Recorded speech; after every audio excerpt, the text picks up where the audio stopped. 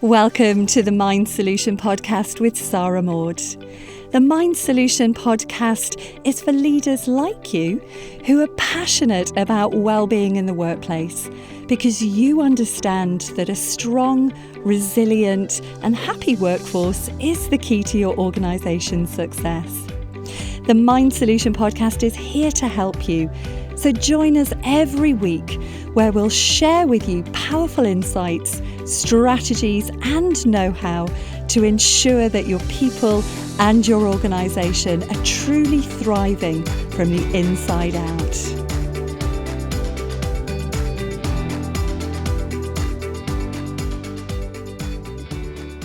Hi there, I'm Sarah Maud. I need stress to thrive. No, that is not my belief, but I need stress to thrive were the words that I heard loud and clear from a sales manager this week that was on a management mental health training program that we designed for his company. Now, the manager in question had a very strong belief that to perform, to meet sales targets, to smash it every month, he needed the stress response. Me? Huge red flag alert. But when I dug deeper with him, I recognized that he didn't understand the stress response. So it was a good job that he was on our training program. But when I explained to him about the stress response, I explained to him about the body's survival response, the freeze, fight and flight response, and that the survival response is for one thing and one thing only, and that is to keep you safe. So the survival response is the last thing that you want if you're trying to meet a sales target, trust me. Because the second that you go into that stress response, that survival response, you lose access to the executive functions of the brain. All rational thinking goes out of the window because you lose access to your prefrontal cortex. And if we think about the nature of sales is about building relationships. It's to be able to really hear what your customer needs are, to be able to listen. And when you really listen and really understand what your customer needs are, to then be able to match those needs with the right solution, to understand by asking the right questions. And you can't do any of that if you're in the stress response. Now, this manager also believed that in order to meet his targets, he needed to be under consistent pressure along with his team. He thought that him and his team needed to be in this consistent state of adrenaline and high alert in order to smash sales. So I went on to explain even more about the stress response and why stress and sales do not go hand in hand. It's a very old misnomer that in order to work in a sales environment, to be able to work in something like even the stock exchange, that we have to be in the stress response. So I talked to him about mindset and I explained to him about the nature of thought and beliefs. And I could see his mind starting to shift. I could see the lights going on and him starting to see that there was a different way. Now, at this point, another manager stepped in and shared her own story of burnout and was wonderful in sharing how she'd had similar thoughts and beliefs about where she felt she needed to keep pushing herself, she needed to prove herself, but all that she ended up with was complete burnout and chronic pain. And so having shared her experience also backed up what this sales manager had heard. And it was fantastic. It was absolutely fantastic to blow his beliefs apart. But imagine if that conversation hadn't taken place. Imagine if this manager hadn't attended the management mental health training, and the risk of him and his team reaching burnout, the risk of him projecting his beliefs and his assumptions about what he thought constituted success onto his team. And that's just one example of where I hear a manager projecting their beliefs. But I've also heard managers project beliefs about people playing the mental health card, for example. Managers who believe that people are faking it and are using mental health as an excuse for poor performance.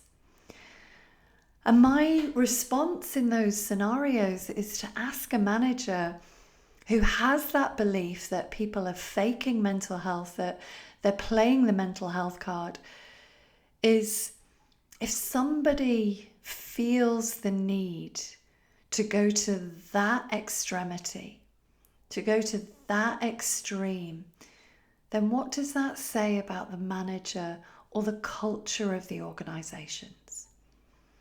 What are the signs and the signals that a manager's projecting if an employee feels like they have to make up something to do with mental health? Because that, to me, tells me that that employee doesn't feel psychologically safe to share the real reason, to speak about what's really going on for them.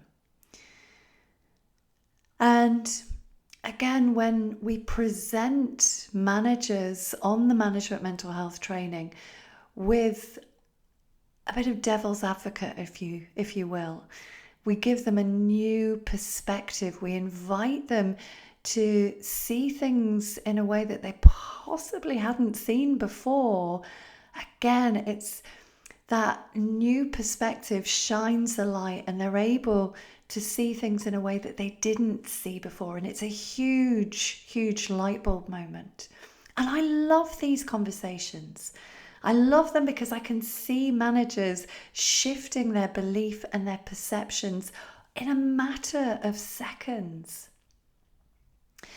And I've also seen lots of beliefs where a manager's had a mental health condition, and if they've had a mental health condition like they've had anxiety or depression, then beliefs about the actual condition themselves have also crept in. And in those scenarios, managers can be projecting their beliefs about the mental health condition onto their team. So in one example, I had a manager on one of our management mental health training courses talking about depression and her experience with depression. And she'd explained that she had family members who'd experienced depression, still had depression, and that she felt from her experience that depression was very complex and that it was hard to overcome. But as I was listening to her, I was able to spot the beliefs that she had about depression. And I understood what she was basing her beliefs on. And when I was able to explain more about the mind and the brain in more detail and how the brain's made of neural plasticity, which means that it's moldable, and that with the right psychological intervention, depression isn't something that people have to learn to live with. I could see that her mind was questioning the truth behind her beliefs that depression had to be something complex. And if we believe something, it's going to seem real. If we believe that something is complex, it's going to appear that way. That's going to be our experience of it.